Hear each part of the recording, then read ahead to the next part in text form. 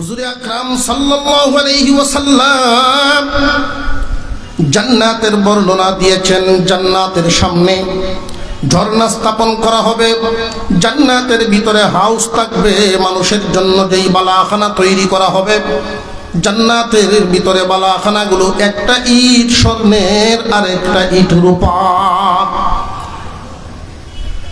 সেই জান্নাতে আমাদের আকাঙ্ক্ষা পূরণের জন্য বানিয়েছেন। জান্নাতে আমরা যেতে চাই, কিন্তু এর আগে কয়েকটা বাধা আমাদের সামনে আছে। অন্য কোনো প্রাণীর জন্য এই টেনশন, এই চিন্তা নাই, শুধু মানুষের জন্য চিন্তা। আমাদের সামনে বিপদের কয়েকটা ঘাঁটি। আল্লাহ মানে যারা তাদের সামনেও আছে, যারা না মানে তাদের জন্য আছে। এই বিপদের ঘাটিগুলো পারি না দিয়া কেউ শেষ ঠিকানায় পৌঁছতে পারবে না। এক নাম্বার বিপদের ঘাটি মরণ নামক বিপদের ঘাটি। দুই নাম্বার বিপদের ঘাটি কবরের জগৎ নামক বিপদের ঘাটি। তিন নাম্বার বিপদের ঘাটি হাসরের মাঠ নামক ঘাটি। চার নাম্বার বিপদের ঘাটি ফুলসিরাত নামক ঘাটি। এই চারটা বিপদের ঘাটি সবাইকেই পাড়ি দিতে হবে। কারোর পাড়ি দেওয়া হবে সুখে, কারোর পাড়ি দেওয়া হবে দুঃখে। এই চারটা বিপদের ঘাটিতে যদি সুখ শান্তি আরাম আয়েশের সাথে অতিক্রম করতে চাও, আমি যেই আয়াতে কারিমা তিলাওয়াত করেছি, মহান আল্লাহ দুইটা সবক দিলেন। এই দুই সবকের প্রতি কর্ণপাত করো, এই দুইটা সবক গ্রহণ করো। মহান আল্লাহ পাক রব্বুল আলামিন মানব জাতিকে বড় আদর করে বানিয়েছেন। এই আদরের জাতিকে আল্লাহ চান না জাহান্নামের আগুনে জ্বালাইতে। কোন সুবহানাল্লাহ। আল্লাহ চান সেজন্য আমলের বিনিময়ে আল্লাহর দয়া মায়ায় জান্নাতে চলে যেতে পারে। এই চারটা ঘাটি সুখ শান্তি আরাম আয়েশে পাড়ি দিতে পারে। ভাই, আমরা আয়াতের ভিতরে একটু ঢুকি, দুইটা সবক গ্রহণ করার চেষ্টা করি। এই দুইটা সবক না মেনে কোনো মানুষ চারটা বিপদের ঘাটি পাড়ি দিতে পারবে না। অথচ এই ঘাটি যে আমাদের সামনে আছে, এতে কোনো সন্দেহ আছে? আর একটু জোরে কান।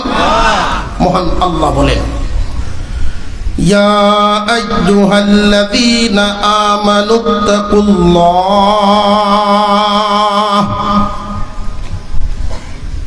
আসমানের নিচে জমিনের উপরে সব মানুষ কি ইমানদার না বেঈমান আছে?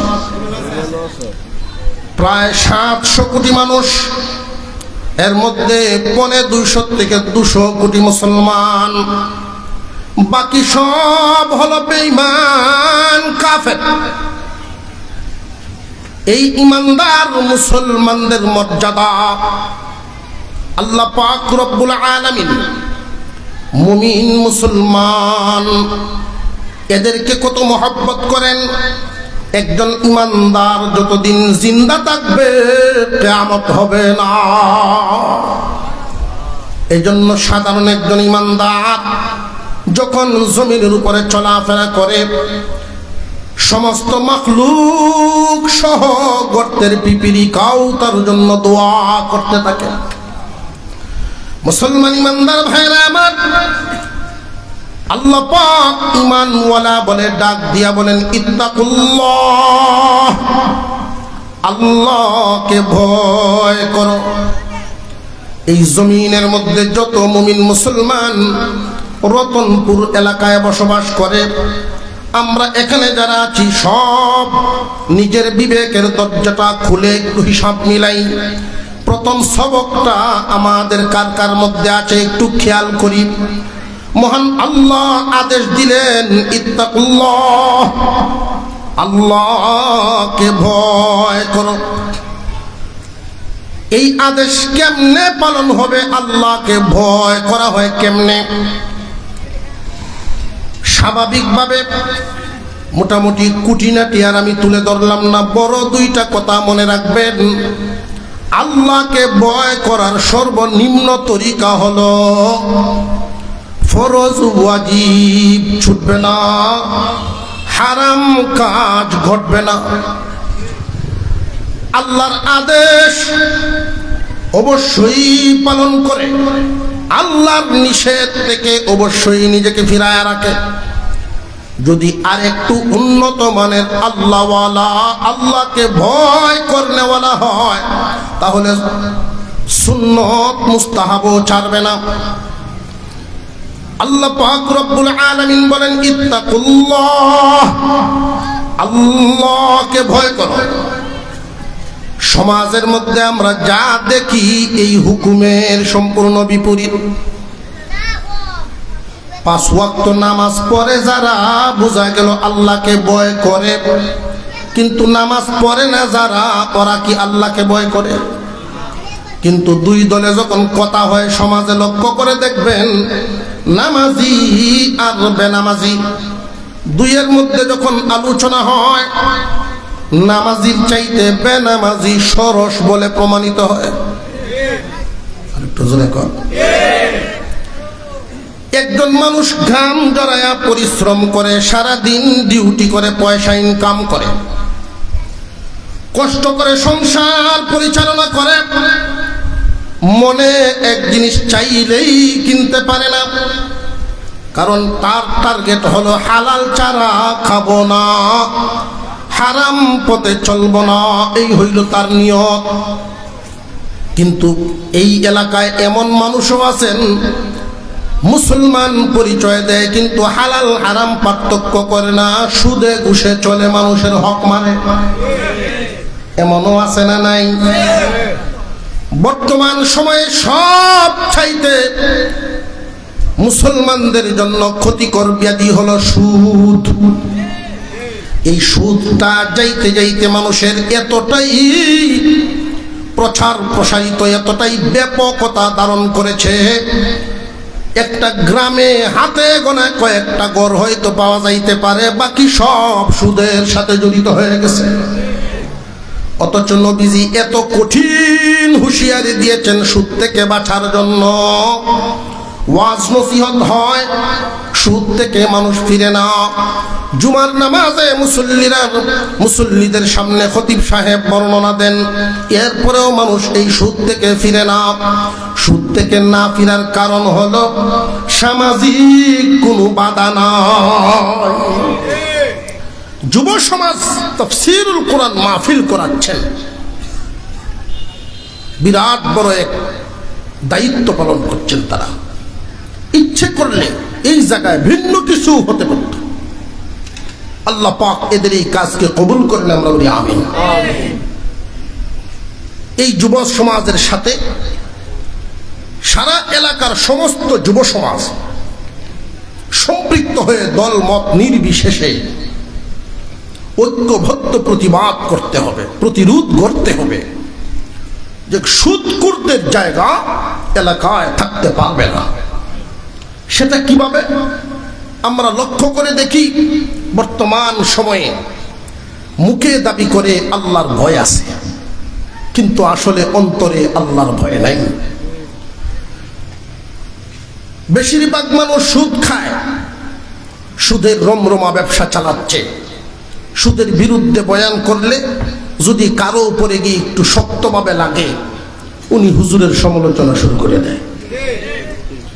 যদি একটু কড়াকড়ি হয়ে যায় বয়ানটা, তখন দেখবেন শেষ পর্যন্ত এমন জায়গায় আসবে যে আগের দিনে হুজুররা যে ওয়াজ করতেন, হাইটে হাইটে করতেন, আর এখনের হুজুররা গাড়ি লই আইয়ে হুজুরের দুর্বার করেছে। এমন পণ্ডিত আছে না নাই?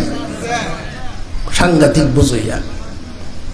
জেনে রাখবেন, সুদের সর্বনিম্ন স্তর এবং সর্বোচ্চ স্তর, এই দুইটা কথা বলি।